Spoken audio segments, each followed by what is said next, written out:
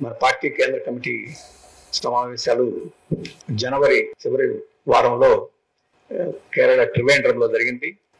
ఆ సమావేశంలో దేశంలో ప్రపంచంలో ప్రస్తుతం నెలకొని ఉన్న రాజకీయ పరిస్థితి గురించి, ఆ పరిస్థితి నుంచి మనం నిర్వహించాల్సిన కర్తవ్యాల గురించి చర్చించింది. మన దేశంలో మనం చూసుకుంటే ప్రధానమైన కర్తవ్యం రాబోయే జనరల్ ఎన్నికలు 2024లో ఏప్రిల్ మే మాసాల్లో సాధారణ ఎన్నికలు, భారత పార్లమెంట్కి సాధారణ ఎన్నికలు జరగాల్సిన సమయం అది. త్వరలోనే ఎన్నికల షెడ్యూల్ కూడా ప్రకటన వచ్చే అవకాశం ఉంది. ఈ ఎన్నికల్లో మనం నిర్వహించాల్సిన కర్తవ్యం ఏమిటి అనేది కేంద్ర కమిటీ చర్చించి నిర్ణయించింది. 2024 సాధారణ ఎన్నికల్లో బీజేపీని ఓడించటం, అది మూడవసారి అధికారానికి రావాలని ఊబిళ్ళూతుందే, దాన్ని నిరోధించడం అనేది కీలకమైన కర్తవ్యంగా కేంద్ర కమిటీ నిర్ణయించింది. ఎందుకు అటువంటి నిర్ణయం చేయాల్సి వచ్చింది? బీజేపీ మరలా అధికారానికి వస్తే దేశానికి, ప్రజలకి, ప్రజాస్వామిక శక్తులకి ఎటువంటి ప్రమాదం? దాన్ని నిరోధించలేకపోతే ప్రతిపక్షాలు, లౌకిక శక్తుల యొక్క భవిష్యత్తు ఎలా ఉంటుంది? ఈ విషయాలన్నింటినీ కేంద్ర కమిటీ కూలంకషంగా చర్చించి ఆ నిర్ణయానికి వచ్చింది. ఈ మధ్య కాలంలో పార్లమెంట్లోనూ, పార్లమెంట్ ముందు, పార్లమెంట్ తర్వాత ఇప్పుడు బీజేపీ నాయకులు, ప్రధానమంత్రి మోడీ ప్రసంగాలు మనం చూస్తున్నాం. ఈ మధ్యనే వారి జాతీయ కౌన్సిల్ సమావేశం కూడా జరిగింది. దాదాపు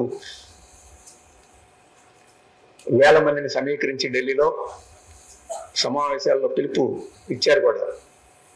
370 స్థానాలని బీజేపీయే సొంతంగా గెలుచుకోవాలి, మిత్రులతో కలిసి 400 స్థానాలని రాబట్టుకోవాలని చెప్పేసి, అలా చేస్తామని చెప్పేసి వారు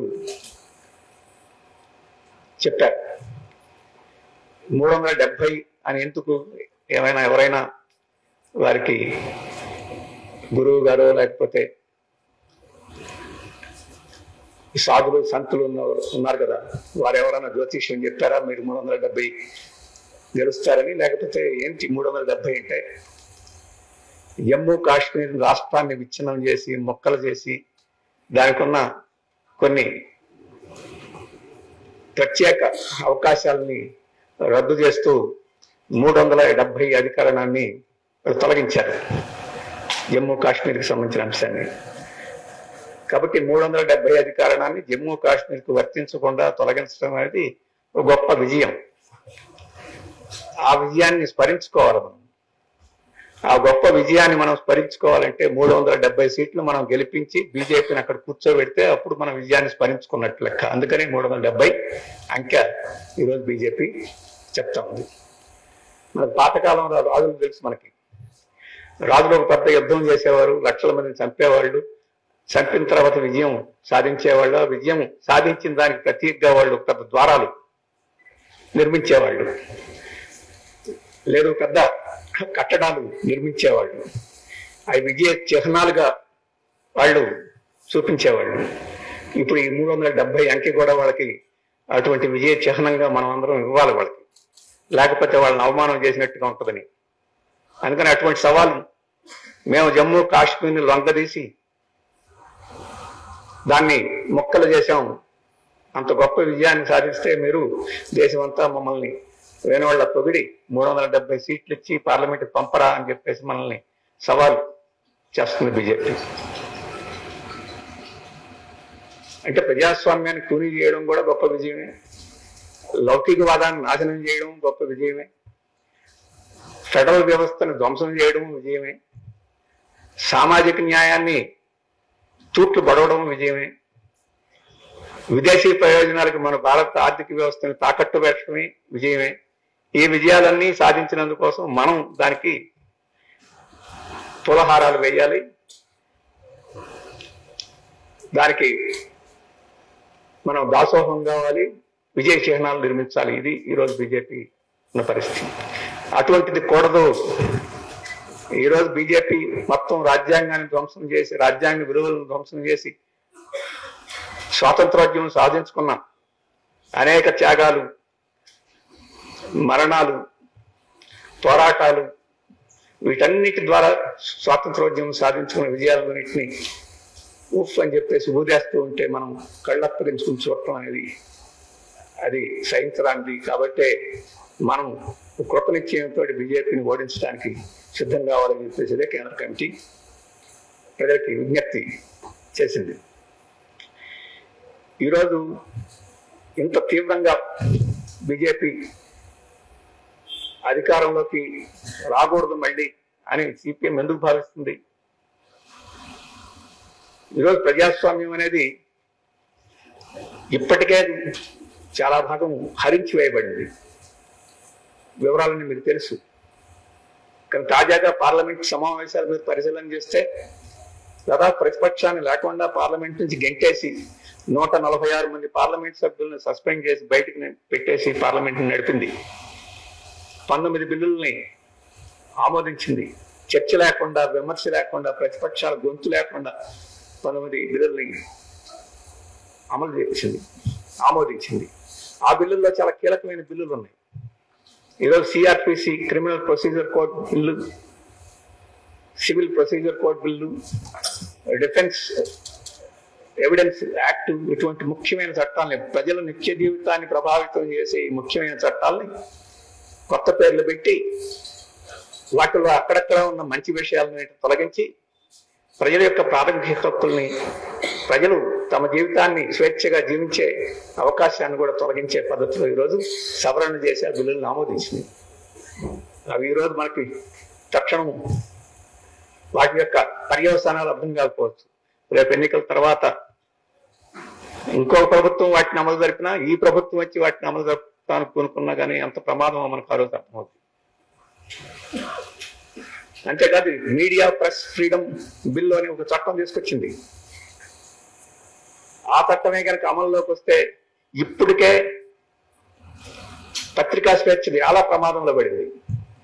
ఎవరైనా స్వేచ్ఛగా మాట్లాడుతున్నారు, ఎవరైనా స్వేచ్ఛగా రాస్తున్నారు, ఎవరైనా వాస్తవాల్ని ఎండగడుతున్నారు, ఎవరైనా విమర్శలు చేస్తున్నారు, అసంతృప్తిని వ్యక్తం చేస్తున్నారు అంటే అటువంటి వాళ్ళ నోళ్ళు నొక్కేస్తున్నారు.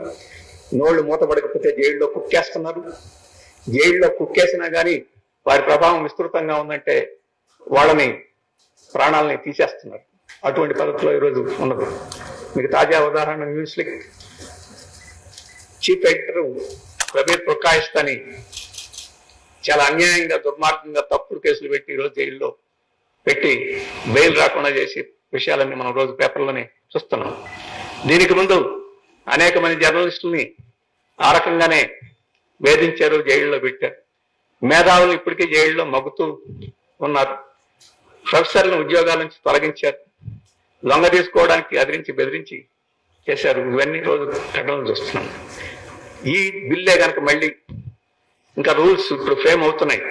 ఆ రూల్స్ ఫ్రేమ్ అయ్యి ఈరోజు బిల్లు వచ్చిందంటే ఇప్పుడున్న ప్రజాస్వామిక హక్కులు, స్వేచ్ఛ ఏ రకమైన పరిస్థితి వస్తుందో మనకు తెలుసు. అటువంటి పద్ధతిలో పార్లమెంట్ని నడిపింది బీజేపీ. ఎలక్షన్ కమిషన్ చాలా లోపాలు ఉన్నాయి. అయినా కానీ ఒక స్వతంత్ర వ్యవస్థగా ఇప్పటి వరకు ఉన్నది. అనేక అవకతవకలు జరుగుతున్నా మొత్తం మీద ఓ ప్రజాస్వామిక పద్ధతిలో ఎన్నికలు ఇప్పటి వరకు జరుగుతున్నాయి. అటువంటి ఎలక్షన్ కమిషన్ యొక్క స్వయం ప్రతిపత్తిని దెబ్బతీసే పద్ధతిలో, అది అధికారంలో ఉన్నవాడు ఎవడైతే వాడు చెప్పినట్టు అది నడుచుకునే పద్ధతిలో ఈరోజు ఎన్నికల కమిషన్ యొక్క నిర్మాణాన్ని సవరించేశారు. ఇంతకుముందు ఎన్నికల కమిషన్ ని ప్రభుత్వం నియమించేసేది. సుప్రీంకోర్టు చెప్పింది ఇది పద్ధతి కాదు, అది స్వతంత్రమైన వ్యవస్థగా ఉండాలి. అందుకని ప్రధానమంత్రి, ప్రతిపక్ష నాయకుడు, అలాగే చీఫ్ జస్టిస్ ఆఫ్ ఇండియా వీళ్ళందరూ కలిసి నిర్మాణం చేయాలంటే చీఫ్ జస్టిస్ ని తీసేసి ఇంకో క్యాబినెట్ మినిస్టర్ దాంట్లో నియామక కమిటీలో ఈరోజు కేంద్ర ప్రభుత్వం నియమిస్తూ చట్టం చేసింది. అంటే ఆ నియామక చట్టంలో ఒక న్యాయ వ్యవస్థకి అధిపతిగా ఉండే ఆయన ఈరోజు ఒకరు ఉంటారు, రేపు ఒకరు ఉండొచ్చు. అటువంటి వారికి కూడా భాగస్వాములు లేకుండా ప్రభుత్వ ప్రతినిధులే ఎక్కువ మంది ఉండేట్టుగా ఈరోజు చేసింది. ఆ రకంగా దాని స్వయం ప్రతిపత్తిని నాశనం చేయడానికి పూనుకుంది. అంతేకాదు ఇప్పుడు కొత్త అంశాన్ని ముందుకు తీసుకొచ్చారు, 1 నేషన్ 1 ఎలక్షన్. ఇది ఒక నాటకం అయిపోయింది బీజేపీ. ఒక దేశం ఒక భాష, ఒక దేశం ఒక మతం, ఒక దేశం ఒక పన్ను, ఒక దేశం ఒక రిజిస్ట్రేషన్, ఒక దేశం ఒక లైసెన్సు, ఇలా ఎన్నైనా చెప్పుకుంటూ పోవచ్చు. ఇప్పుడు ఒక దేశం ఒక ఎన్నిక.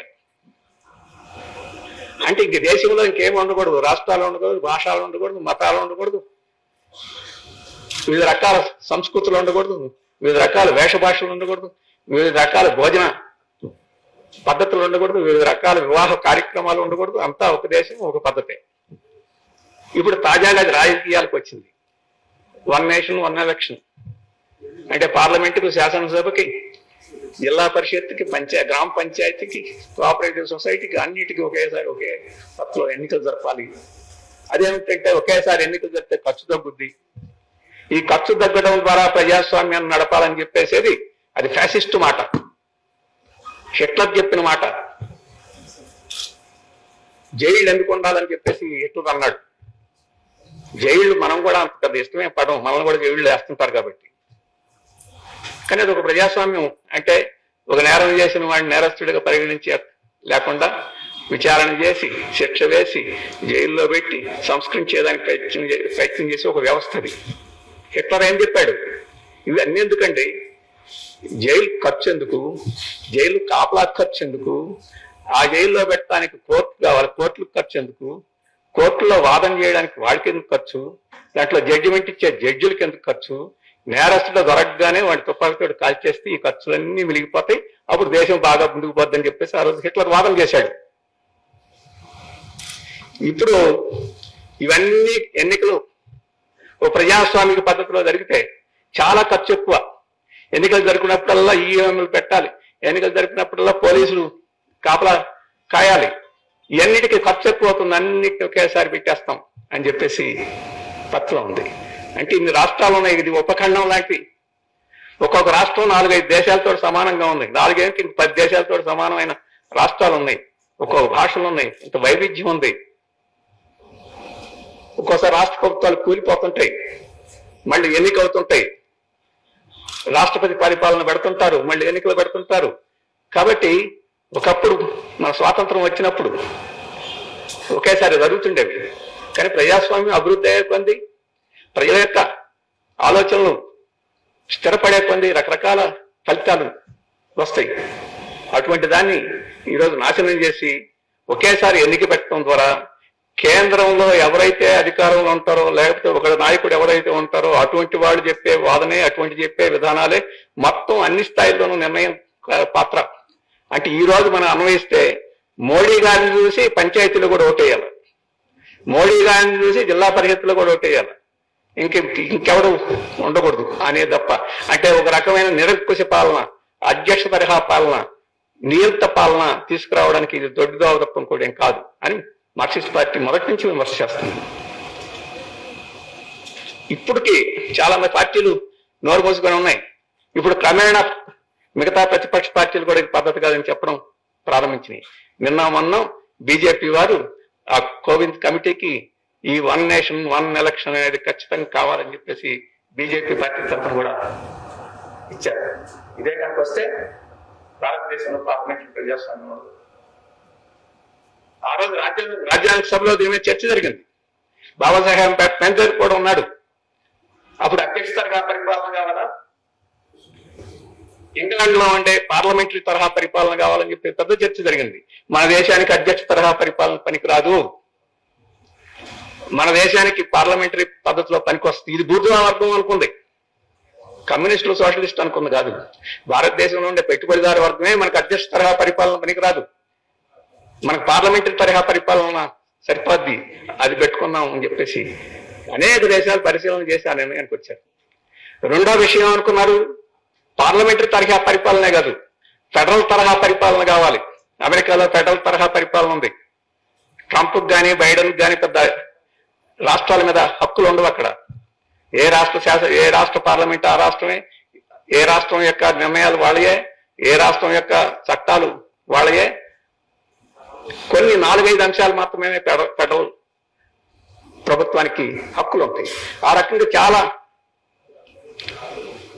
ఫెడరల్ పద్ధతిలో, సమాఖ్య పద్ధతిలో రాష్ట్రాలకు కూడా ఫెడరల్ స్థాయిలో ఉండే అధికారం ఉండేట్టు రాజ్యాంగం రాసుకున్నారు. అందుకనే అమెరికా అంత పెద్ద దేశమైనా, 50 రాష్ట్రాలు ఉన్న అంత పెద్ద దేశమైనా, ఒకే భాష మాట్లాడే దేశమైనా వాళ్ళు సమాఖ్య విధానాన్ని అనుసరించారు కాబట్టి అమెరికా ఇప్పటి వరకు కలిసి ఉండగలుగుతుంది. భారతదేశంలో కూడా కలిసి ఉండాలంటే మన దేశంలో కూడా అటువంటి ఫెడరల్ పద్ధతి ఉంటే తప్ప, రాష్ట్రాలకు కూడా తగినంత హక్కులుండి వాళ్ళ పరిపాలన వాళ్ళు చేసుకునే అవకాశం ఉంటేనే ఈ దేశం సమైక్యంగా ఉంటుంది. లేకపోతే ఈ దేశం మొక్క చెక్కలైపోద్ది. ఇంత పెద్ద దేశం ఒక ఐక్యమైన దేశంగా ఉంచడం సాధ్యం కాదని రాజ్యాంగ సభలో అందరూ భావించారు. అందుకనే భారతదేశంలో ఈ ఫెడరల్ రాజ్యాంగం వచ్చింది, ప్రజాస్వామ్య రాజ్యాంగం వచ్చింది, పార్లమెంటరీ ప్రజాస్వామిక ఎన్నికల పద్ధతి వచ్చింది. ఇప్పుడు బీజేపీ ఆ పార్లమెంటరీ ప్రజాస్వామిక పద్ధతిని నాశనం చేసి ఒకే ఎన్నిక ఒకే దేశం అనే పద్ధతిలో ముందు ప్రారంభించి ఆ తర్వాత క్రమేణా అధ్యక్ష తరహా పరిపాలన, ఆ అధ్యక్ష తరహా పరిపాలన ఏక వ్యక్తి పరిపాలనకి ఈరోజు తావు తీసే పద్ధతిలో ఈరోజు వ్యవహరిస్తుంది. ఇప్పుడే అడ్డుకోకపోతే ఆ ప్రమాదాన్ని నిరోధించడం సాధ్యం కాదు. అందుకనే ఇది ఒక ముఖ్యమైన సమస్య అయింది. అంతేకాదు ప్రజాస్వామ్యాన్ని ఈరోజు హరించే పద్ధతి కాదు. ఇప్పుడు మనం ఎన్నికలు చూస్తున్నాం, ఎన్నికల్లో డబ్బు పాత్ర చూస్తున్నాం. ఆ డబ్బు పాత్ర మూలంగా ఈరోజు ప్రజాస్వామ్యాన్ని ఎగరేసుకుపోతున్నారు ఎవరు డబ్బులు ఉన్న వాళ్ళు, కార్పొరేట్ శక్తులు, కోటీశ్వర్లు. ఇప్పుడు కోటికి కూడా పెద్ద విలువేం లేదు, 100 కోట్లకు కూడా విలువేం లేదు, వేల లక్షల కోట్లకి ఈరోజు ఉంది. మనమే చెప్తున్నాం అదానికి 16 లక్షల కోట్ల రూపాయలు ఆస్తుందని. 16 లక్షల కోట్లు, 1 కోటి 2 కోట్లు 100 కోట్లు కాదు. అటువంటి వాళ్ళు ఒక 5గురు ఉన్నారు, ఇంకా తక్కువకి వస్తే ఇంకా చాలా మంది ఉన్నారు. అటువంటి వాళ్ళ యొక్క డబ్బు ఈరోజు దేశం యొక్క ప్రజాస్వామ్యాన్ని నిర్ణయించే పరిస్థితి ఇప్పటికే వచ్చింది. దాన్ని బీజేపీ వ్యవస్థీకృతం చేసేసింది ఎలక్షన్ బాండ్స్ పేరుతోటి. ఈ మధ్యన సుప్రీంకోర్టు జడ్జిమెంట్ మీకు ఇచ్చింది తెలుసు. ఈ ఎన్నికల బాండ్లు అనేది చాలా ప్రజాస్వామ్యానికి హానికరమైనది, ప్రమాదకరమైనది, వీటిని రద్దు చేస్తున్నాం అని చెప్పేసి సుప్రీంకోర్టు చెప్పింది. సుప్రీంకోర్టు ఇవాళ చెప్పింది, ఎన్నికల బాండ్లు పెడతా ఉన్నప్పుడే సిపిఎం చెప్పింది ఇది ప్రజాస్వామ్యాన్ని కూనీ చేయడానికి, ఇది అధ్యక్ష తరహా నియంత్ర పరిపాలనని ముందుకు తీసుకెళ్ళడానికి ఇది ఉపయోగపడుద్ది, కాబట్టి ఇది అంగీకరించకూడదని సిపిఎం ఆ రోజు చెప్పింది. ఇవాళ సుప్రీంకోర్టు చెప్పింది. అయితే ఈ సందర్భంలో సుప్రీంకోర్టు తీర్పు ఇచ్చిన తర్వాత 2018లో ఈ ఎలక్ట్రల్ బాండ్స్ వచ్చిన తర్వాత వీటిని ఏ పార్టీలు ఎంత తీసుకున్నారని చెప్పేసి పత్రికల్లో వాటిలో కొన్ని లెక్కలు వచ్చినాయి. ఈ లెక్కల్లో కొన్ని పత్రికలు వాళ్ళకి ఏదొచ్చినా సిపిఎం కూడా ఏదన్నా తప్పుడు పని జరిగితే ఆ తప్పుడు పనిలో కూడా సిపిఎం ఉంటే బాగుంటుంది అనుకునేవాళ్ళు. ఆ సిపిఎం కూడా ఎలక్ట్రల్ బాండ్స్ తీసుకున్నాయని చెప్పేసి కొంతమంది జర్నలిస్టులు రాశారు, లేదా వాళ్ళ యజమానులు రాయించుంటారు. 300 కోట్లు తీసుకున్నారు, 200 కోట్లు తీసుకున్నారు అని చెప్పేసి. ఖచ్చితమైన అంకె అయితే ఆ 367 కోట్లు తీసుకుని ఇంకో పార్టీ ఉంది. ఆ పార్టీ బదులు మన పార్టీ. ఈ దేశంలో చిన్న పార్టీలు చాలా తీసుకొని ఉండవు, లేకపోతే వాళ్ళు ఇచ్చి ఉండరు. జాతీయంగా గుర్తింపు పొందిన పార్టీల్లో ఏకైక పార్టీ సిపిఎం ఎలక్ట్రల్ బాండ్ తీసుకోలేదు, తీసుకోమని చెప్పేసి బహిరంగంగా ప్రకటించింది. ప్రకటించడం కాదు, సుప్రీంలో కోర్టులో కేసు వేసింది సిపిఎం, ఈ ఎలక్ట్రల్ బాండ్ రద్దు చేయండి, ఇది అన్యాయం అని చెప్పేసి.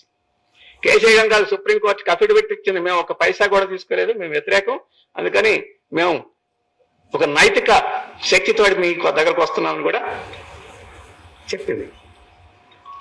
సుప్రీంకోర్టు చీఫ్ జస్టిస్ అడిగాడు, మీరు తీసుకోలేదని. తీసుకోలేదన్న అంటే లాయర్ ద్వారా తీసుకోకపోతే ఉత్తరం ఇచ్చారు కదా అన్నారు. మేము తీసుకోలేదని ఉత్తరం ఇచ్చామండి, చదవండి అని చెప్పాం. చాలా పార్టీలు వాళ్ళు మేము ఇట్లా తీసుకున్నామని వాళ్ళు ఉత్తరాలు ఇచ్చారు, మేము తీసుకోలేదని చెప్పేసి ఉత్తరం ఇచ్చాం. అలాగే ఇప్పుడు జడ్జిమెంట్ లో ఏ పార్టీకి ఎంత ఇచ్చారో కూడా జడ్జిమెంట్ లో రాసేది, దాంట్లో సిపిఎం పార్టీ లేదు. మరి ఆ రాసిన పత్రికల కొన్ని వాళ్ళు ఎక్కడి నుంచి తీసుకొని రాశారో తెలియదు. ఆ వివరాలు చూస్తే మనకి తల తిరిగిపోద్ది.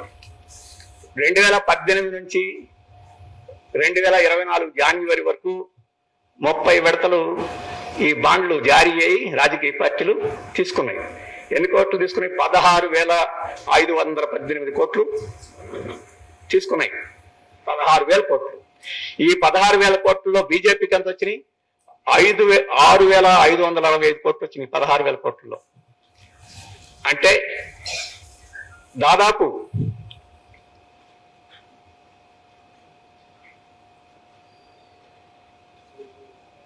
ఈ 16,000 కోట్ల రూపాయలది 2023-24 జనవరి లెక్క, కానీ పార్టీల వారిగా ఇచ్చే లెక్క 2023ది. బీజేపీకి 6,565 కోట్ల రూపాయలు వచ్చినాయి 23లో. అంటే మొత్తం డబ్బులో 56% వాళ్ళకి వచ్చింది. పాపం కాంగ్రెస్కి 1,123 కోట్లు వచ్చింది, 10%. తృణమూల్ కాంగ్రెస్కి 1,092 కోట్లు వచ్చినాయి. బిఎస్పీకి 775 కోట్లు వచ్చినాయి. డిఎంకేకి 619 కోట్లు వచ్చినాయి. బీఆర్ఎస్కి 384 కోట్లు వచ్చినాయి.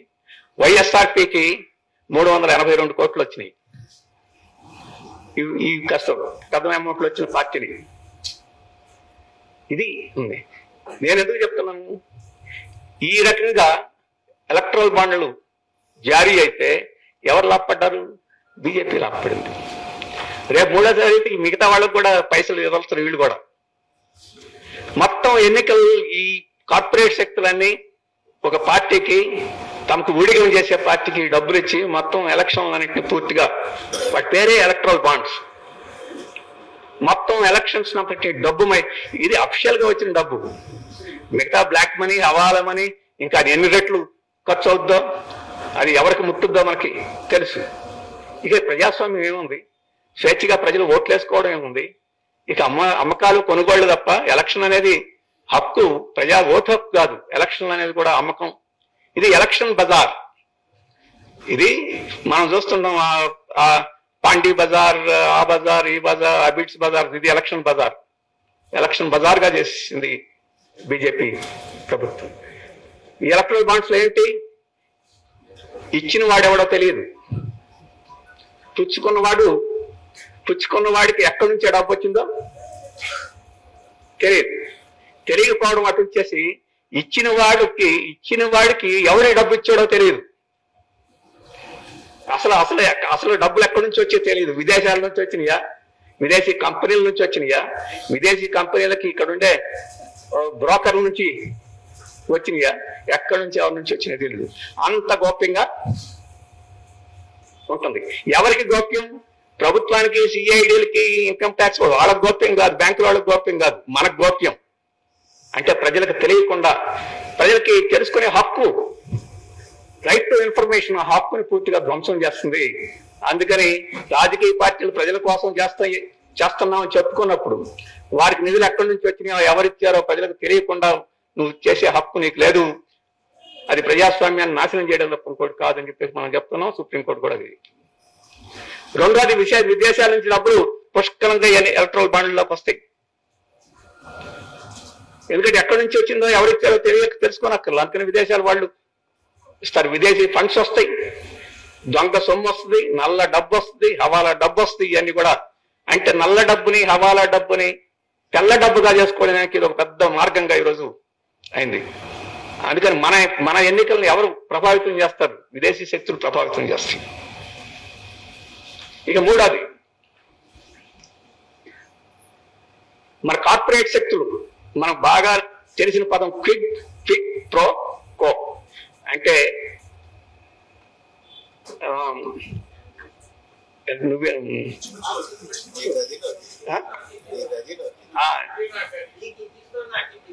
నీకది నాకు ఇది బాగానే ఉంది.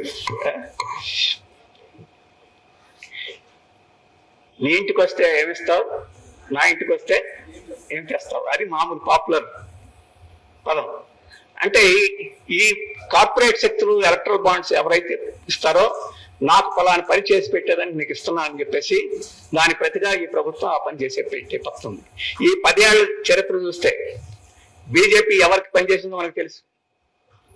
అందుకని బీజేపీకి 6,000 కోట్ల రూపాయలు ఎక్కడి నుంచి వచ్చింది కూడా కనిపెట్టడం కష్టం కాదు. అవన్నీ మనకు తెలుసు.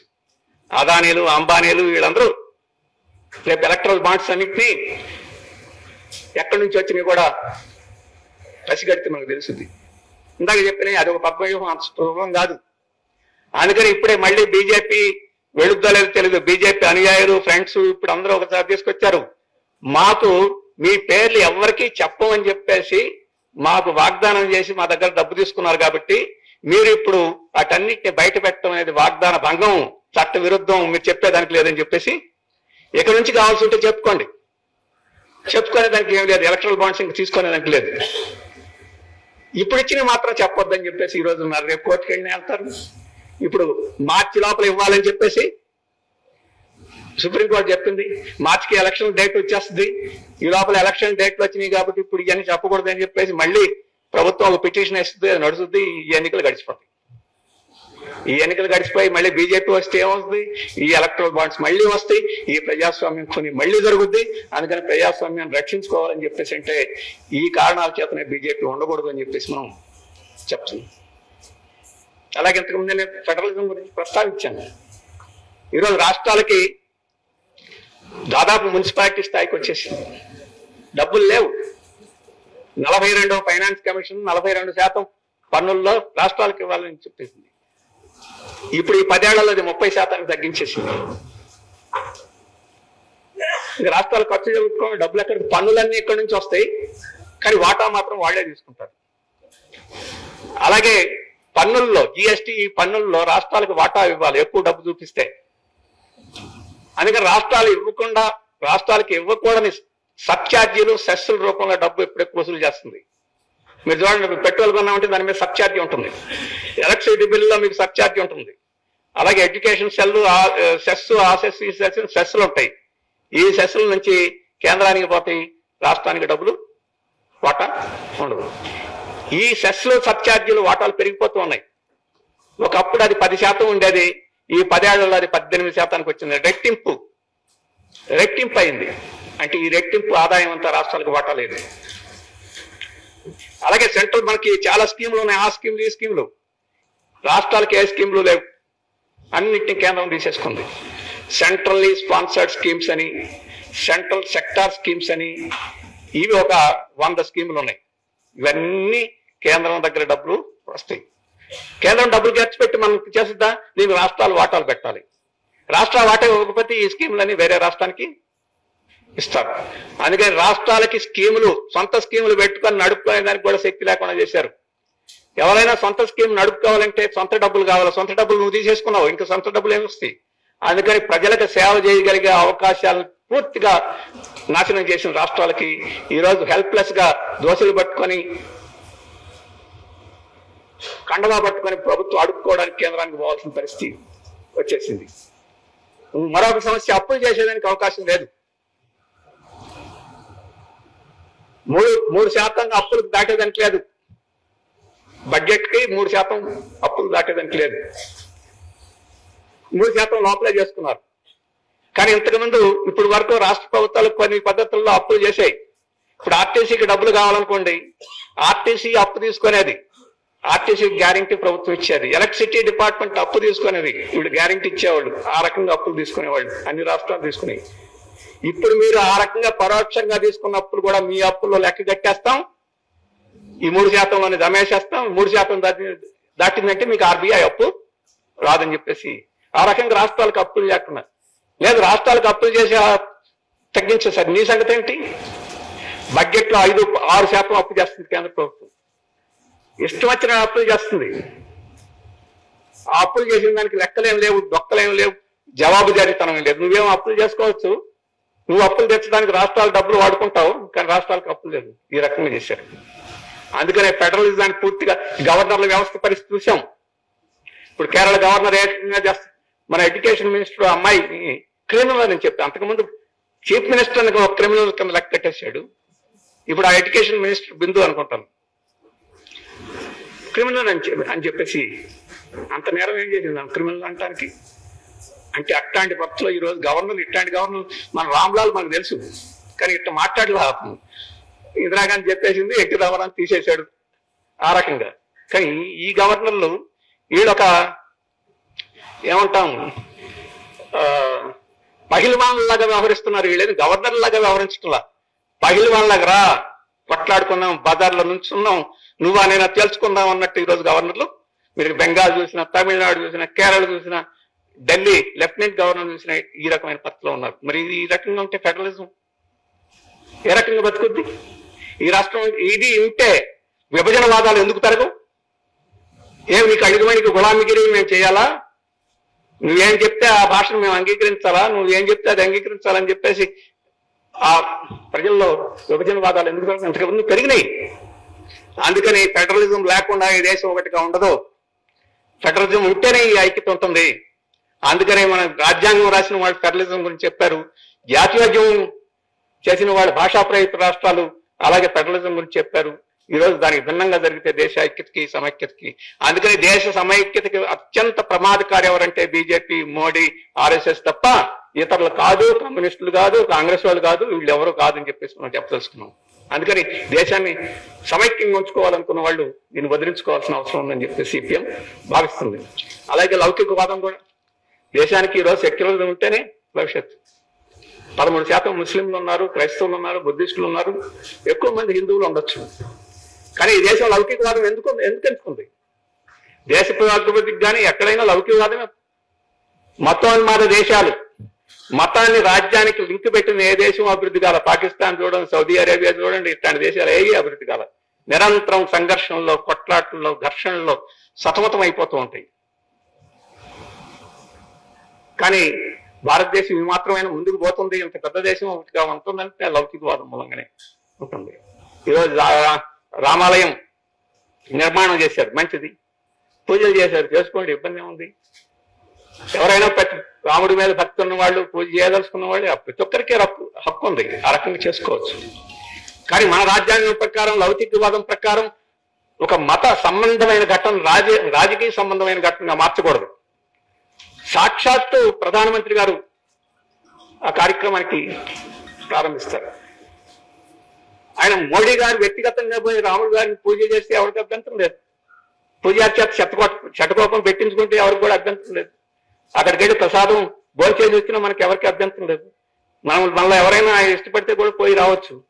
కానీ ఒక ప్రధానమంత్రి హోదాలో అక్కడికి వెళ్ళి దాంట్లో పాల్గొని అది ఒక రాజ్య కార్యక్రమంగా చేయడం, గవర్నర్, ఒక ముఖ్యమంత్రి, ఒక ప్రధానమంత్రి అక్కడికి వెళ్ళి చేయడం, మొత్తం దేశవ్యాప్తంగా కేంద్ర కార్యాలయాలకు సెలవులు ఇవ్వడం, బీజేపీ రాష్ట్రాల్లో రాష్ట్ర ప్రభుత్వం అత్యంతలు పంపించి డిస్ట్రిబ్యూషన్ చేయడం, రాజ్యానికి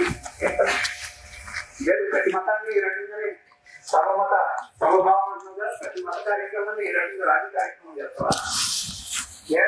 అత్యధిక మతాలు మతస్థుల కార్యక్రమాన్ని నువ్వు చేస్తానంటావు. అందుకనే ఆ రకంగా చేస్తే మిగతా పరిస్థితి. అందుకని సర్వమత సమభావం అంటే రాజ్యం జోక్యం చేసుకోకుండా ఎవరి మతాన్ని వారు అనుసరించడానికి స్వేచ్ఛ కలిగి ఉండడం అని చెప్పేసి మన రాజ్యాంగం చెప్పింది. దాన్ని పూర్తిగా ధ్వంసం చేసి ఒక రకంగా రాజ్యాంగంలో పేరు మార్చకుండా ఇదొక హిందూ స్వరాజ్యం అని చెప్పి ప్రకటించినట్టయితే రామాలయం ప్రారంభోత్సవం కార్యక్రమంలో బీజేపీ, ఆర్ఎస్ఎస్ ప్రధానమంత్రి చేసిన వ్యవహారం అది చాలా ప్రమాదకరమైన పరిస్థితి దాటిస్తుంది. ఇక మిగతా విషయాలు చాలా విషయాలు ఉన్నాయి. కానీ అందుకనే లౌకికవాదాన్ని కూడా రక్షించుకోవాల్సిన అవసరం లేదు. అలాగే సామాజిక న్యాయం దళితులు, గిరిజనులు, మహిళలు, మైనార్టీలు ఇటువంటి బలహీన వర్గాల మీద, వారి హక్కుల మీద దాడి చేస్తాం. వాళ్ళ హక్కుల మీద దాడి చేయడం ఒక భాగం. చాలా వివరాలు మనకు తెలుసు. కానీ 2023 సెప్టెంబర్లో ఒక ఘటన జరిగింది. తమిళనాడు ఉదయనిధి స్టాలిన్ సనాతన ధర్మం మీద ఒక ప్రకటన చేశాడు. ఆ ప్రకటనలో ఆయన కొన్ని కఠినమైన పదాలు వాడాడు. అవి వాడితే బాగుంటుందా, వాడకపోతే బాగుంటుందా అనేది సమస్య. వాడకుండానే కూడా చెప్పచ్చు. కానీ ప్రధానమైన అంశం ఏంటి?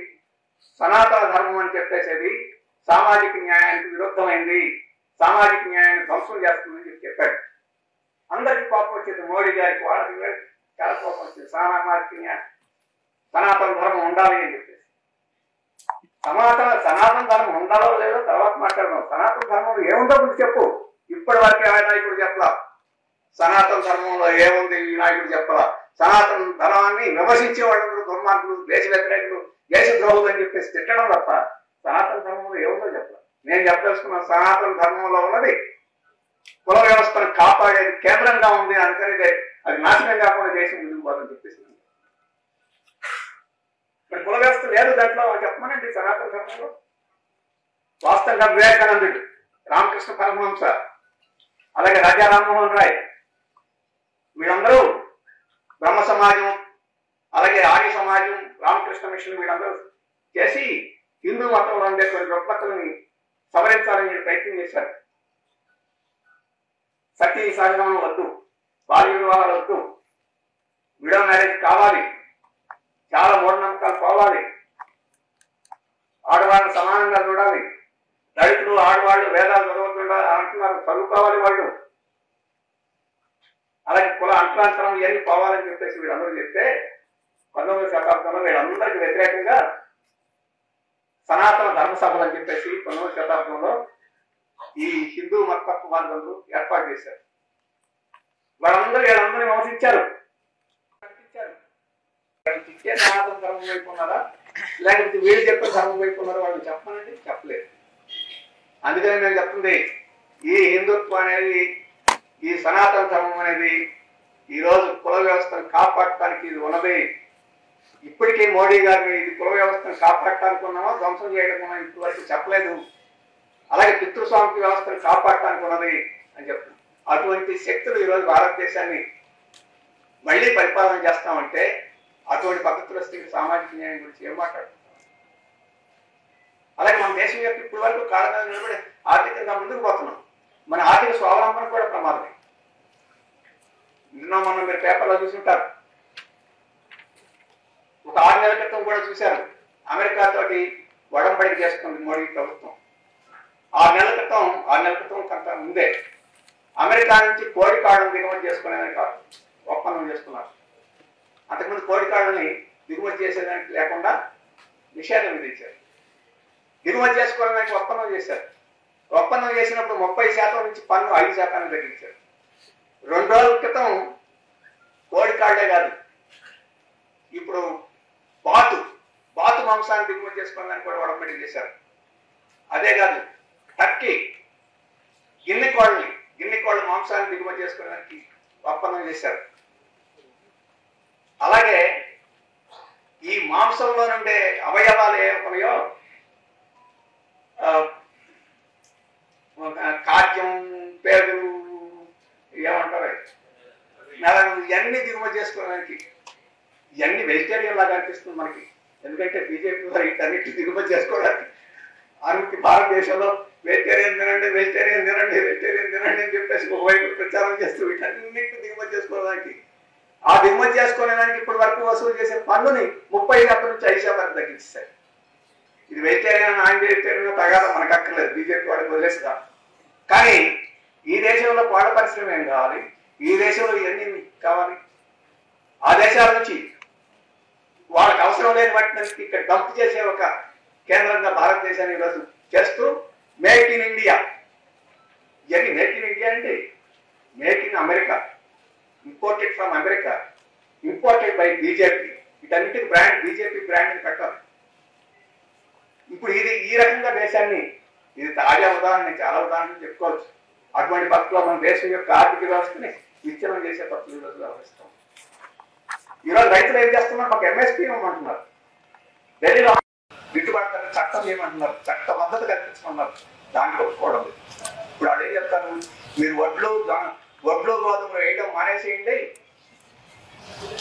మీరు జొన్నలు సద్దలు ఇట్లాంటివన్నీ వేయండి, అప్పుడు ఆలోచిస్తామండి. డైవర్సిఫికేషన్. ఎంతకుముందు ఇక్కడ కేసీఆర్ వరి వద్దని చెప్పేసి అంటే పెద్ద గద్దాలు వచ్చింది కదా, ఇది అందరూ సిద్ధాంతం అది. ఇప్పుడు అది చేయకుండా ఈ రకంగా ఎవరు పెట్టండి, ఇప్పుడు సెనెట్లు ప్రయోగిస్తున్నాను, కేర్ గ్యాస్ ప్రయోగిస్తున్నాను, మొత్తం చాలా నిర్బంధం ప్రయోగిస్తున్నాను సంస్థ. ఎందుకంటే ఇటువంటి వాటినన్నింటినీ ఎంఎస్పీ ఇవ్వడం అంటే, గరిష్ట ధర రైతులకు ఇవ్వడం అంటే, విదేశాల నుంచి సరుకులు దిగుమతి చేసుకోవడానికి బియ్యాన్ని లేక పల్సెస్ ని, ఆయిల్ ని, ఇటువంటి వాటిని దిగుమతి, కాటన్ ని, ఇటువంటి వాటిని దిగుమతి చేసుకోవడానికి సాధ్యం కాదు. అందుకనే వాటినన్నింటినీ అనుమతించాలి అని చెప్పంటే ఇక్కడ ఎంఎస్పీ లాంటివన్నీ పెట్టకూడదు. ఎంఎస్పి అనేది పెడితే రైతులకు ధర వస్తుంది. ఎంఎస్పి లేకపోతే రైతులకు తక్కువ ధరకు వస్తుంది. ఇక్కడ తక్కువ ధరకి రైతులు నష్టపోతూ ఉంటే అప్పుడు విదేశీ సరుకులకి ఎక్కువ గిరాకీ పెరుగుద్ది. అందుకని ఇటువంటి అలాగే రైతులు దివాళా తీసి కార్మికులుగా పట్టణాలకు వస్తే అక్కడ కూడా జీతాలు మత్యాలు సవగ్గా దొరుకుతాయి, శాసగ్గా దొరుకుతాయి. అందుకని అది ఆ కొత్త వెనక ఉన్నది. అందుకని ఆర్థికంగా ఈరోజు దేశాన్ని ఇదే విధానాలు చేస్తే అందరికీ నష్టం జరుగుతుందని కాదు. ఇంతకుముందు చెప్పానే 1%. అంబానీలు, అదానీలు, టాటాలు, ఇప్పుడు 5 కంపెనీల పేర్లు చెప్పారు. టాటా, అంబానీ, అలాగే బిర్లా, ఇటువంటి కంపెనీలు ఒక 5 ఉన్నాయి. ఈ 5 కంపెనీలకి లక్షల కోట్ల రూపాయలు ఉంది. వాళ్ళకి తోడు కొంతమందికి కొన్ని వేల కోట్లు, లక్షల కోట్లు అవుతాయి. 199 మంది సాధారణమైన ప్రజానికానికి ఆర్థికంగా చాలా ఇబ్బంది జరుగుతుంది. ఇప్పటికే చాలా ఆర్థిక వ్యవస్థ దెబ్బతింటా ఉంది. మ్యానుఫ్యాక్చరింగ్ సెక్టర్ దెబ్బతింది, అన్ఎంప్లాయ్మెంట్ పెరిగిపోతుంది. అలాగే మన యొక్క హ్యూమన్ డెవలప్మెంట్ ఇండెక్స్ అంటే దారిద్ర్య రేఖ అంటే బహుళ గణాంకాల ప్రాతిపదిక మీద వేసే ఆ సంఖ్య కూడా పెరిగిపోతుంది. ఇవన్నీ మనం చూస్తున్నప్పుడు ఈ దేశం యొక్క ప్రజల యొక్క సాధారణమైన జీవన పరిస్థితులను మెరుగు చేసుకోవాలన్నా కానీ ఈ బీజేపీని వదిలించుకోవాల్సి ఉంటుంది. అందుకనే సిపిఎం గట్టిగా నమ్ముతుంది ఏంటంటే మనం ఆ వైపు నుంచి ఆ వైపు కృషి చేయాలి. అయితే మన సిపిఎం వైపు ఒక సాల్ట్ మన శక్తి పరిమితం. కేరళలో బలంగా ఉన్నాం, అలా ప్రయత్నం చేయొచ్చు. దాని తర్వాత బెంగాల్, త్రిపురలో కూడా బలంగా ఉన్నాం, కొంత కృషి చేయొచ్చు. దేశవ్యాప్తంగా అంత శక్తి లేదు. మన గొంతుకి శక్తి ఉంది తప్ప మన ప్రజలందరినీ సమీకరించి మనం ఒంటరిగానే చేయగలిగిన పరిస్థితి లేదు.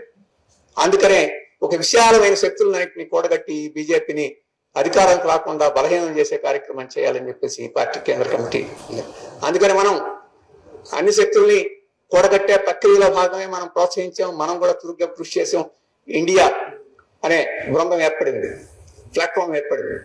దాంట్లో చాలా పార్టీలు ఉన్నాయి, వామపక్ష పార్టీలు ఉన్నాయి, కాంగ్రెస్ ఉంది, ఎన్సిపి ఉంది, శివసేన ఒక బాల్ ఠాక్రే ఉంది, అలాగే మమతా బెనర్జీ ఉంది, ఆప్ ఉంది, అఖిలేష్ ఉన్నాయి. ఇట్లాంటి అనేక పార్టీలు ఉన్నాయి.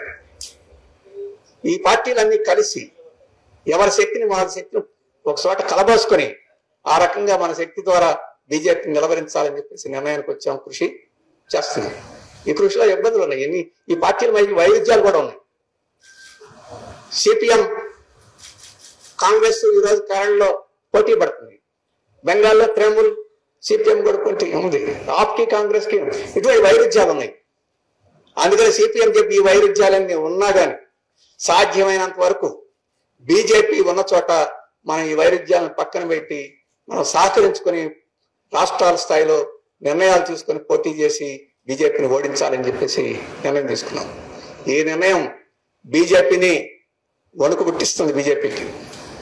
అందుకనే గంభీరమైన మాటలు మాట్లాడుతున్నారు. 370, 400 మాట్లాడుతున్నారు. ఇప్పుడు ఎక్కడైనా ఒక పూచిక పూల దొరికినా కానీ పట్టుకోవాలని చెప్పేసి ఇప్పుడు ప్రయత్నం చేస్తా ఉన్నారు.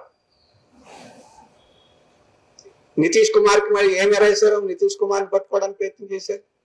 ఇప్పుడు అక్కడ తెలుగుదేశం, జనసేన పట్టుకోవాలని ప్రయత్నం చేస్తున్నారు.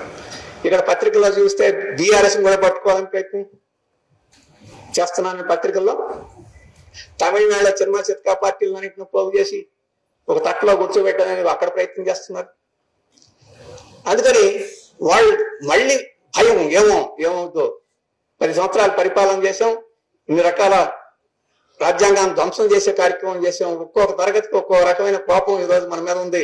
కాబట్టి ఈ శక్తులన్నీ ఒక చోట కలిస్తే ఏమైపోద్ది అని చెప్పేసి ఈరోజు భయాందోళనలో ఉంది. అందుకనే భయాందోళన నుంచే మేము గెలిచిపోతున్నాం అని చెప్పేసి కార్పొరేట్ మీడియా ద్వారా ఒక వాతావరణం సృష్టించడం, అక్కడి నుంచి వచ్చేస్తున్నారు వలస వచ్చేస్తున్నారు అని చెప్పేసి ఒక వాతావరణాన్ని సృష్టించడం, మేము పెద్దవాళ్ళు అవుతున్నాం, వాళ్ళు మాతోడు కలుస్తున్నారు, వీటితో మాతోడు కలుస్తున్నారు అని చెప్పేసి ఒక వాతావరణం సృష్టించడం, ఈ రకమైన ఒక ప్రాపగండా బ్రిడ్జ్ అంటమే ప్రాపగండా కార్యక్రమం చేస్తున్నారు. కానీ ఇవన్నీ కాదు ఎన్నికలు నిర్ణయించేది. ప్రజలు వాళ్ళ కష్టాలు, వాళ్ళ ఆవేశాలు, వాళ్ళ ఇబ్బందులు అయి నిర్ణయిస్తాయి. అవి రాష్ట్రాల వారీగా మీరు పరిశీలన చేస్తే అవి బీజేపీకి వ్యతిరేకంగా ఉన్నాయని స్పష్టంగా కనపడుద్ది. ఆ రకంగా రేపు ప్రజల యొక్క నాడికి అనుగుణంగా ఈ రాష్ట్రాల్లో తప్పకుండా ఈ ఇండియాలో ఉన్న భాగస్వామ్య పార్టీలు వ్యవహరిస్తాయని చెప్పేసి చెప్పదలుచుకున్నాను. దాంట్లో అట్లాంటి వ్యవహరించాల్సిన దాంట్లో కాంగ్రెస్ పెద్ద పార్టీ, అది వ్యవహరించాలి. ఇప్పటి వరకు కాంగ్రెస్ వ్యవహరించడం తప్పులు జరిగినాయి. మన 5 రాష్ట్రాల ఎన్నికలప్పుడు ఇతర పార్టీలతో సహకరించి వాళ్ళతో కూడా సర్దుబాటు చేసుకుంటే రాజస్థాన్, మధ్యప్రదేశ్, ఛత్తీస్గఢ్లో కాంగ్రెస్ గెలిచి ఉండేది. కానీ దానికి ఆలోచన తక్కువగా ఉంది, ఆ ప్రయత్నం తక్కువగా ఉంది. అలాగే బీజేపీ మతోన్మాదాన్ని పోరాడాలంటే వీళ్ళు కూడా చిన్న చిన్న మతోన్మాదాన్ని ప్రయోగించి దాన్ని ఓడించాలని ప్రయత్నం చేశారు. బీజేపీ వాళ్ళు 4 గుడ్లు తిరిగితే వీళ్ళు 3 గుడ్లు తిరిగారు. వారు 4 దేవాళ్ళు బొమ్మలను అక్కడ పెడితే వీళ్ళు 10 దేవాళ్ళ మంది బొమ్మలు పెట్టేదానికి ప్రయత్నం చేశారు. హిందుత్వ సిద్ధాంతాన్ని మళ్ళీ చిన్న హిందుత్వ సిద్ధాంతం ద్వారా ఓడించడం సాధ్యం కాదు, ఆ సిద్ధాంతాన్ని లౌకికవాద సిద్ధాంతం ద్వారానే ఓడించడం సాధ్యం అవుతుంది అని చెప్పేసి సిపిఎం మొదటి నుంచి చెప్తుంది. ఇప్పుడు కాంగ్రెస్ ఆ లోపాలని, గుణపాఠాలను నేర్చుకొని ఇప్పుడు వ్యవహరించడానికి ప్రయత్నం చేస్తుంది. అది గట్టిగా ప్రయత్నం చేస్తే తప్పకుండా ఈ ప్రధానమైన ప్రాంతీయ పార్టీలు లేని హిందీ ప్రాంతంలో బీజేపీని నిలవరించేదానికి అవకాశం ఉంది. ఇప్పటికే బీజేపీ గరిష్ట స్థాయిలో గెలిచింది. ఇక అక్కడ సీట్లు తగ్గడమే, సీట్లు తగ్గడం కాదు, అక్కడ బీజేపీని కనిష్ట స్థాయికి తీసుకువెళ్ళడానికి అందరూ కృషి అక్కడ చేయాల్సిన అవసరం ఉంది. ఆ ప్రయత్నాలు జరుగుతున్నాయి. ఈరోజు యూపీలో ఎస్పీకి కాంగ్రెస్ కి మధ్య సీట్లు వడంబడికి పూర్తయిపోయినట్టుగా పత్రికలో కూడా వచ్చింది. క్రమక్రమేణా ఒక్కొక్క రాష్ట్రంలో వైరుధ్యాలు పరిష్కరించుకొని సీట్ల సర్దుబాటును తీసుకుని ముందుకు పోయే అవకాశం ఉంది. అందుకని ఈ రోజు మీడియాలో ఒక బీజేపీ సృష్టించడానికి ప్రయత్నం చేస్తున్న వాతావరణం కాదు వాస్తవం. వాస్తవం ఏంటంటే ప్రజలు ఈ రోజు అనేక కారణాలతో ఈరోజు బీజేపీని సాగనంపడానికి సిద్ధంగా ఉన్నారు. ప్రతిపక్షాలు అటువంటి దాన్ని గమనించి ఐక్యతను పెంపొందించేదానికి కృషి చేస్తున్నాయి. అది తప్పకుండా ఒక కొలిక్కి వచ్చి ఈరోజు బీజేపీని అందరూ సమైక్యం ఎదుర్కొనే పరిస్థితి రాబోయే కాలంలో వస్తుందని చెప్పేసి మనం గమనించవచ్చు. రాజకీయ వాతావరణం చూస్తే మీకు అర్థమవుతుంది. ఇక ఇక్కడ తెలంగాణలో పరిస్థితి ఇవాళ బీజేపీ కిషన్ రెడ్డి గారు అంటున్నారు 17 మావే, ఈ కాంగ్రెస్ కి బీఆర్ఎస్ కేస్తే మూసీలో పడ్డట్టే అని చెప్పేసి అన్నాడు. ఓట్లేసిన వాళ్ళు మూసీలో పట్టడం కాదు, నువ్వే మూసీలో పడిపోతావు. ఈరోజు తెలంగాణ ప్రజలు ఆ రకమైన స్థితిని సాగనుకోవడానుకున్నారు. మునుగోడు ఎన్నికల ముందు ఎట్లా ఉంది బీజేపీ? మునుగోడు ఎన్నికలు ఏం చేసింది బీజేపీకి? దానికి అడుగు ఓడగొట్టేసింది.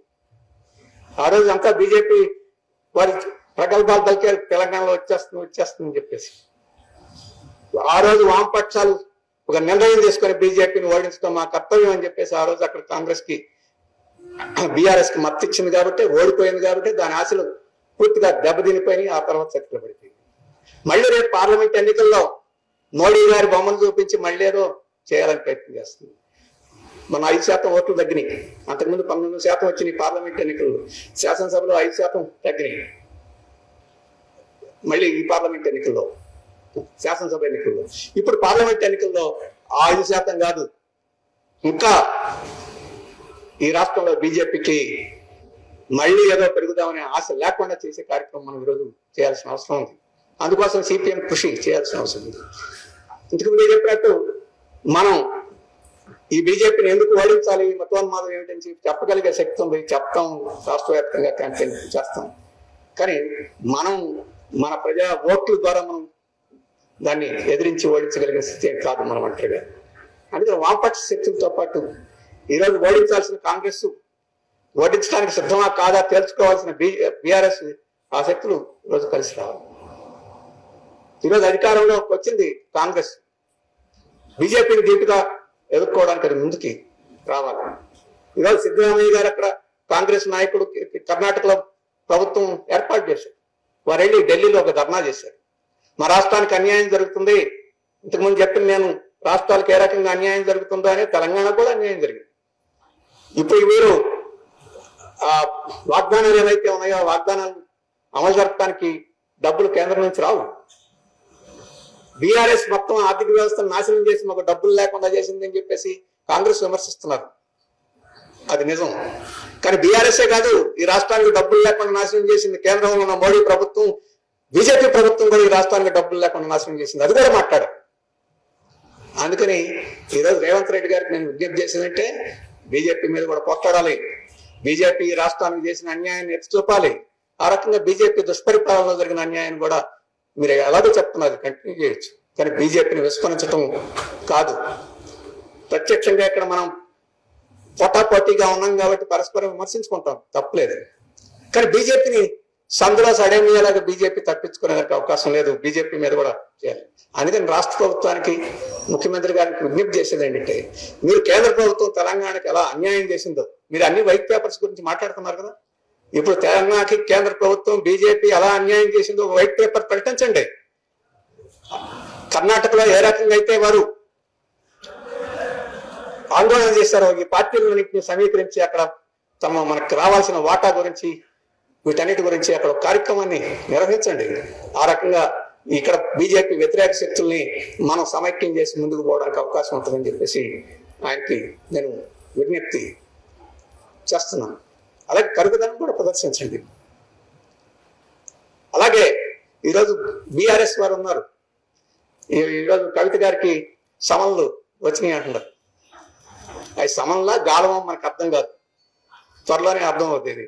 గాలమా ఏమిటనేది ఆ గాలంలో పడితే అంటే చేప దొరుకుద్ది, ఆ తర్వాత గుట్టక వేసేస్తారు. అందుకని మీరు ఒక పార్టీగా ఉండాలన్నా ఈ రాష్ట్రంలో బీజేపీకి నూకలు లేకుండా చేయాలి, లౌకికవాదాన్ని కాపాడాలి, ప్రజల తరఫున నిలబడాలి. బీజేపీ పంతన చేరాలంటే వాళ్ళందరూ గుట్టకాయ స్వహాయే, అది కూడా మీకు ఆ పరిస్థితి వస్తుంది. ఈ శాసనసభ ఎన్నికల ముందు కారణం ఏమైనా కొన్ని విమర్శలు చేశారు, ఇప్పుడు ఏం చేస్తారని చెప్పేసి ముఖ్యం. కాబట్టి ఎవరు గెలుస్తారా ఎవరు ఓడతారా విభాగం అయితే ఈరోజు అందరం కలిసి బీజేపీని ప్రజల్లో ఒంటరి చేయడం అని చెప్పేసి ముఖ్యం. దానికి అందరూ ముందుకు రావాలి. బీఆర్ఎస్ ముందుకు వస్తా లేకపోతే సలాం కొట్టేసేసి దాసోహం వద్ద తెలుసుకోవాల్సిన సమయం వచ్చింది అని చెప్పేసి నేను భావిస్తున్నాను. వారు ఏ రకమైన పద్ధతిలో ఎన్ని చేసినా కానీ సిపిఎం మాత్రం తన యొక్క బాధ్యతని నిర్వహించాలి, మనమందరం నిర్వహించాలి. ఏ మూల ఎక్కడున్నా ప్రజల దగ్గరికి వెళ్ళి ఈరోజు ఈ దేశానికి పీడ వదిలించాలంటే ఈ రాష్ట్రంలో కూడా మనం ఈ బీజేపీని పైకి చూసే కార్యక్రమం కాదు, కిందకు చూసుకునే కార్యక్రమమే చేయాలి. ఆ రకంగా మనం కృషి చేయాలని చెప్పేసి ప్రజలకి విజ్ఞప్తి చేయాల్సి ఉంటుంది. అలాగే చాలా సమస్యలు కూడా ఉన్నాయి. ఈరోజు కరువు వచ్చింది. ఈరోజు మీకు తీర్మానాలు కూడా చాలా చేస్తున్నారు. ఈ రాజకీయాల్లో ఎవరు గెలుస్తారో ఎవరు ఓడతారో ఒక సమస్య, దాని గురించి ఎప్పుడు ఆలోచిస్తుంటాం. కానీ మనం ఎప్పుడు మర్చిపోతే ఏమిటంటే ప్రజా సమస్యల గురించి, రైతుల సమస్యల గురించి కానీ, వ్యవసాయ కార్మికులు పని లేకపోవడం సంబంధించి కానీ, కనీస వేతనాలు లేకపోవడం సంబంధించి కానీ, ఇప్పుడు రైతులు ఈ ధరణ పేరుతోటి వాటి పేరుతోటి ఈరోజు ల్యాండ్ ఎంటైటిల్మెంట్ పేరుతోటి, అంటే భూ మార్కెట్ కూడా డెవలప్ చేయాలి, అంటే భూ అమ్మకాలని కొనుగోలుని చాలా సులభం చేయాలని చెప్పేసి ఈరోజు బీజేపీ ప్రభుత్వం రాష్ట్రాల మీద ఒత్తిడి చేస్తుంది. ఆ ఒత్తిడి మూలంగానే ఇప్పుడు ధరణి కార్యక్రమాలు ఇట్లాంటివన్నీ ఏదో గొప్పగా రైతులకు మేలు చేయడానికి చేసాం అంటున్నారు. ఇక్కడ దేశం మొత్తం మీద అది భూ క్రయ విక్రయాలని చాలా సులభం చేసేదానికి, పెద్ద పెద్ద పెట్టుబడిదారులు కూడా ఎన్ని ఎకరాలైనా సులభంగా ఆన్లైన్ లో కొనుక్కునే దానికి వీలైన పద్ధతిలో ఈరోజు ఇవన్నీ ఏర్పాట్లు జరుగుతున్నాయి. వాళ్ళు ఏం ఏర్పాట్లు చేస్తారని కాదు, దానివల్ల సామాన్య రైతాంగం నష్టపోకుండా మనం నిలబడాల్సిన పరిస్థితి ఉంది. ఇంతకుముందు మనం చాలా పోరాటాలు ఇక్కడ చేసాము, ఇళ్ల స్థలాల కోసం పోరాటం చేసాము, అవన్నీ చెప్తారు. అలాగే పొడి భూముల కోసం చేసాము. ఇటువంటివన్నీ ఉన్నాయి. ఈ సమస్యల్ని మనం వదిలిపెట్టకూడదు. ఎన్నికల పేరుతోటి ఎక్కడ ఏ రకంగా కష్టాల్లో ఉన్న వాటిని ముందుకు తీసుకెళ్లి ప్రజల తరఫున నిలబడాలి. ఆ నిలబెడితే ఇవాళ ఎన్నికల్లో ఓడతాం, గెలుస్తాం, ఓట్లు తగ్గుతాయి, పెరుగుతాయి. అయినా ఈ పోరాటాల ద్వారా మనం ముందుకు వెళ్తాం, వాటిని బట్టి కాదని చెప్పేసి మీరందరూ గమనంలో పెట్టుకొని మనం రాబోయే కాలంలో పార్టీ కేంద్ర కమిటీ నిర్ణయానుసారంగా రాజకీయ కర్తవ్యాన్ని నిర్వహించేదానికి కృషి చేయాలని చెప్పేసి విజ్ఞప్తి చేస్తూ సెలవు. నమస్కారం.